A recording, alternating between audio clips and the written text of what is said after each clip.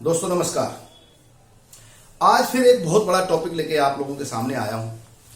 दोस्तों होता क्या है कि हमारे बहुत से नौजवानों में जोश की बहुत कमी होती है ना। लड़कियां हो शादी होते ही बीमार होने लगती हैं, लड़कों में पूरा जोश खरोश नहीं होता। इस प्रकार समझिए, उम्र कितनी 20 साल से 30 साल के बीच में, ये उम्र तो दोस्तों फूल की तरह खिलखिलाने की होती है, लेकिन बहुत से बच्चे मुरझाए रहते हैं, सूखे फूल की तरह, ऐसे समझ लीजिए। तो दोस्तों होता क्या है, ये सारी जो गुण अवगुण हैं यह शुक्र से संबंधित होते हैं।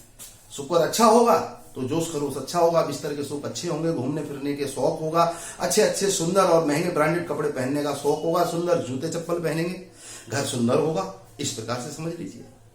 और शुक्र मंदे होंगे तो ये बिल्कुल अपोजिट हालात बन जाएंगे, यानी कि दिक्कत परेशानियां उत्पन्न हो जाएंगी। दोस्तों बच्चे जल्दी पैदा ना हो पाना, जब शरीर में जोश ही नहीं होगा तो शुक्राणुओं की कमी हो जाएगी, है ना। शरीर में जोश ना होगा, संभोग के सुख कहां से अच्छे हो जाएंगे, बिस्तर के सुख कैसे अच्छे हो जाएंगे। इस प्रकार समझिए। अब दोस्तों और बड़ी बात, शुक्र को ही हमारे ऋषि मुनियों ने यानी कि पुराने वैज्ञानिकों ने लक्ष्मी स्वरूपा भगवान विष्णु की धर्म पत्नी यानी धन की कारक देवी माना है। यानी कि शुक्र मंदा होगा तो शारीरिक फिजिकली दिक्कत के अलावा रुपए पैसे शौक में चाव कहां से पूरा होगा, जब पैसा होगा, है ना। ऐसे समझिए, जब पैसा नहीं होगा तो बंदा शॉपिंग कैसे करेगा, सुंदर कपड़े, महंगे कपड़े, ब्रांडेड कपड़े कैसे पहनेगा, नॉर्मल सी बात है, ये समझिए। अब इसमें बहुत सारे कारण होते हैं दोस्तों, जैसे कि शुक्र खाना नंबर 6 में हो जाए, नीच के बराबर के हालात का होता है, पाताल में कुएं में पड़ा हुआ शुक्र, है ना। खाना नंबर 8 में हो जाए, मिट्टी की जली हुई चांडाल औरत, बहुत मंदे हालात हो जाते हैं, चरित्र भी, है ना।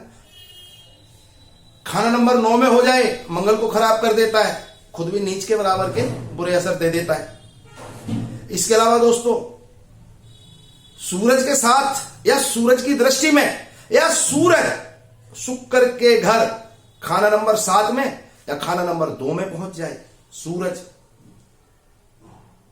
या फिर शुक्र देवता राहु की दृष्टि में आ जाए, राहु शुक्र के पक्के घर खाना नंबर 7 में आ जाए, या राहु शुक्र एक साथ इकट्ठे मुश्तरका होके एक घर में बैठ जाए, बहुत प्रकार की दिक्कत परेशानियां खड़ी करते हैं।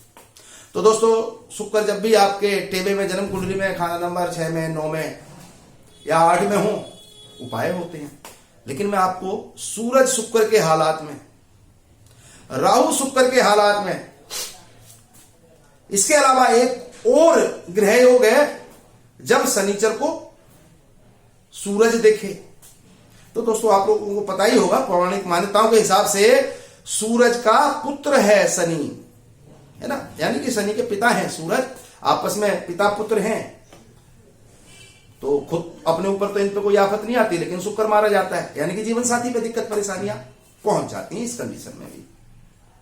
और भी बहुत सारे सूत्र हैं, नियम है, कानून है, लगभग लाल किताब में 14,000 नियम कानून है। लेकिन मैं आपको बहुत काम की और आसानी से समझ आने वाली बात बता रहा हूं। दोस्तों जब भी आपकी जन्म कुंडली में सूरज खाना नंबर 7 में हो, या सूरज की दृष्टि शुक्र पे हो, या सूरज शुक्र दोनों इकट्ठे एक ही घर में किसी भी घर में बैठ गए हो, तो दोस्तों ऐसे समय में सबसे जरूरी सावधानियां, जैसे कि पति पत्नी दिन में बिस्तर पे ना जाएं, दिन में संभोग ना करें, उनके बेडरूम में धूप ना आए, सूरज की धूप आएगी बेडरूम में, दिक्कत परेशानी, बिस्तर पे बैठ के खाना ना खाएं, सूरज का रंग लाल रंग अवॉइड करें, हल्के रंग cream colour, white colour, light grey, light sky, है ना, बहुत ज्यादा लाइट पिंक, इस तरीके के कलर इस्तेमाल करें। इस प्रकार से गुड़ और गुड़ के उत्पाद जैसे गजक वगैरह, रेवड़ी ना खाएं, क्योंकि इसमें गुड़ है जो सूरज के गुण धारण किए रहता है, शुक्र को खराब करेगा। और पति पत्नी दोनों में से दोनों छोड़ दें तो बेहतर है, नहीं तो कम से कम कोई एक जरूर छोड़ दे, या जिसके टेबे में ही ये बुरा योग है वो जरूर छोड़ दे, ऐसे समझ लीजिए। इसके अलावा दोस्तों घर में गुड़ का कोई बड़ा स्टॉक ना किया जाए, तांबे का कोई बड़ा स्टॉक ना किया जाए, तांबे के बर्तन जरूरत के हिसाब से हो, बहुत ज्यादा ना हो। गेहूं हमारे घरों में पूरे पूरे साल के लिए स्टॉक कर लिया जाता है, गेहूं भी सूरज की ही वस्तु है, तो भी शुक्र और सूरज से संबंधित ग्रह योग क्योंकि आपके टेबे में है, आपकी कुंडली में है, बुरा असर आपके ऊपर दे जाएगा। जिनके नहीं है योग वो रख सकते हैं, कोई प्रॉब्लम नहीं है। इसके अलावा दोस्तों अपने बेडरूम को सजा धजा के रखिए, है ना।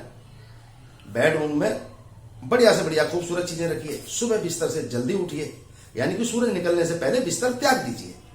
त्यागते ही बिस्तर के सारे कपड़े लत्ते, जो चादर है, रजाई, जो भी आप कंबल इस्तेमाल करते हैं, उनको तह करके रखिए। और लाल कलर उन बिस्तर में, आपके घर के पर्दों में भी ना हो, इस चीज का भी ध्यान करिए ऐसे। इसके अलावा दोस्तों प्रेस किए हुए कपड़े पहनिए, डीओ परफ्यूम का कंटिन्यू इस्तेमाल करिए रोज सुबह उठ के, इस प्रकार से। इसके अलावा दोस्तों गौ माता की सेवा जितनी ज्यादा कर लीजिए, गोदान कर लीजिए, उतने ही ज्यादा अच्छे फायदे मिलेंगे। इसके अलावा दोस्तों जब राहु की चोट या राहु साथ में घर में हो, शुक्र के में, या राहु के साथ शुक्र हूं या राहु की दृष्टि में शुक्र हूं, तो अटैच बेडरूम टॉयलेट का इस्तेमाल ना करें, मतलब कि होना ही नहीं चाहिए। होगा तो वो अपना बुरा असर देगा, ऐसे समझ लीजिए। इस प्रकार से घर के साउथ वेस्ट में टॉयलेट ना हो, ऐसे घर में बिजली के खराब सामान, बंद घड़ियां, खोटे सिक्के, जो भी राहु की नेगेटिव एनर्जी घर में लाने का साधन है, दूर करिए। घर में सीलन है, उसको ठीक कराइए। दीवारें चटक जाती हैं, उनको ठीक करवाइए, इस प्रकार से। और दोस्तों गोदान करिए, काली गौ माता की सेवा करिए, लाल और सफेद गाय से दूर रहिए।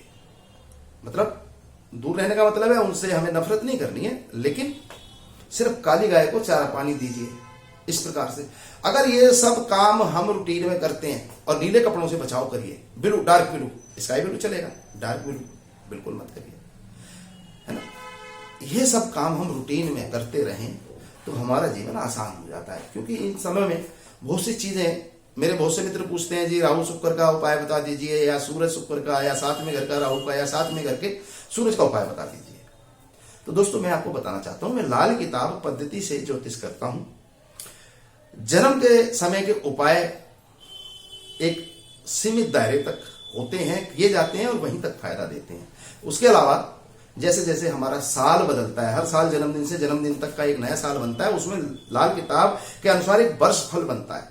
उस वर्ष फल के हिसाब से वो उपाय दिए जाते हैं, और उसमें भी और गहराई से जाते हैं तो फिर उसका महीना बन, है ना, महीना बनाया जाता है। जैसे एक पूरे लाइफ का एक जन्म कुंडली, फिर उसको तोड़ते हैं, अलग अलग सालों का निकल के आता है। फिर 12 महीने का जो एक साल का होता है उसको तोड़ के महीना बनाते हैं। महीने के बाद 15 दिन, फिर हफ्ता, फिर दिन रात, ऐसे भी वो जितनी गहराई में लोग जाते हैं, जो क्लाइंट कहते हैं हम वो काम करते हैं, नो डाउट। लेकिन अमूमन साल और महीने का वर्ष फल और महाफल यानी महीना फल जरूर बनवाना चाहिए और देख लेना चाहिए। और ये छोटी छोटी सावधानियां हैं लाल किताब के अनुसार, इनको जीवन में लागू करिए। घर में गंदा पानी ना इकट्ठा होने दें, घर के टॉयलेट में ज्यादा गंदगी ना हो, साफ सफाई की व्यवस्था रहे, है ना। इस प्रकार से आसानी से बचाव होगा। अब टॉयलेट का मान लीजिए दरवाजा टूटा हुआ है ना, कुंडी होती है, सिटकनी होती है, वो टूटी है तो मंदा असर आएगा। घर की छत पे अगर गंदगी कबाड़ इकट्ठा हुआ है तो मंदा असर आ जाएगा, क्योंकि यह राहु से संबंधित है, टॉयलेट और छत। तो ऐसी बहुत सारी सावधानियों को ध्यान में रखते हुए हमें अपना जीवनचर्या पूरी करनी चाहिए। हमें जरूर फायदा होगा, लाभ होगा। जल्द ही दोस्तों एक नए टॉपिक के साथ आप लोगों से मुलाकात होगी। नमस्कार, प्रणाम।